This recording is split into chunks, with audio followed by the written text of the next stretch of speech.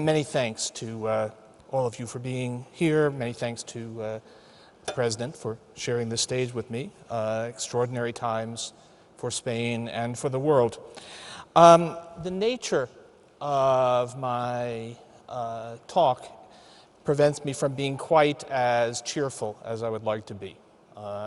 It will be necessary to talk about some difficult facts, and I'll try towards the end to return to the more hopeful aspects, and in particular to talk a little bit about the theme of innovation and how innovation can help us in this extremely difficult moment. It's no news to anyone that we face an extraordinary crisis in the world economy. I was about to say an unprecedented crisis. It's actually not unprecedented. There is a precedent, which is the Great Depression. But we would hope that we have an unprecedented response to the crisis, which is enough to avoid having a repeat of that Great Depression. We are seeing substantial innovation in policy.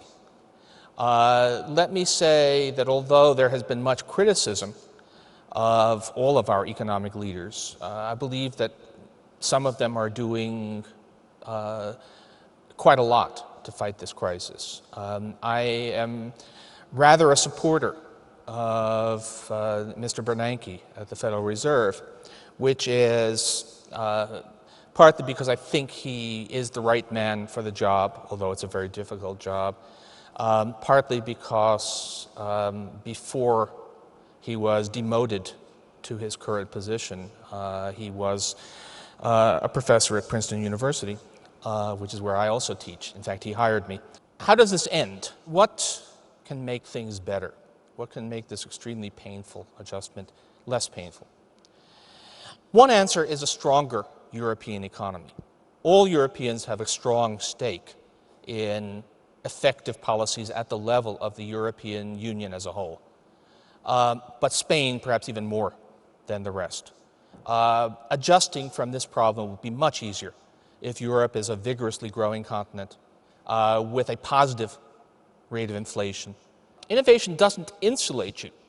It's worth remembering that there was no society on the planet as innovative as the United States in the 1920s. That didn't prevent the Great Depression.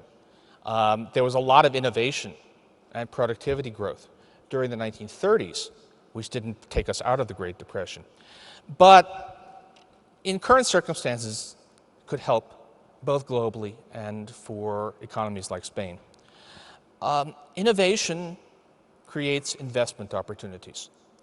One way to diagnose the problem of the world economy right now is that around the world, people want to save more than business is willing to invest.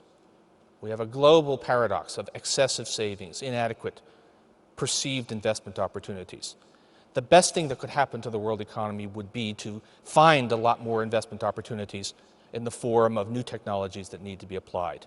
I can't tell you what those would be, perhaps environmental green technologies, perhaps new information technology, anything that provides quantum leaps in what we can do and makes investment worth doing even in a depressed economy will help the world come out of depression. So innovation can be a key to global recovery.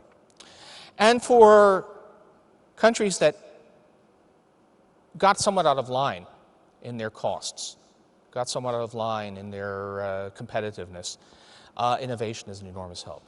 If you want to know how Spain can bring this number in this chart down painlessly, it would be through innovation, productivity growth.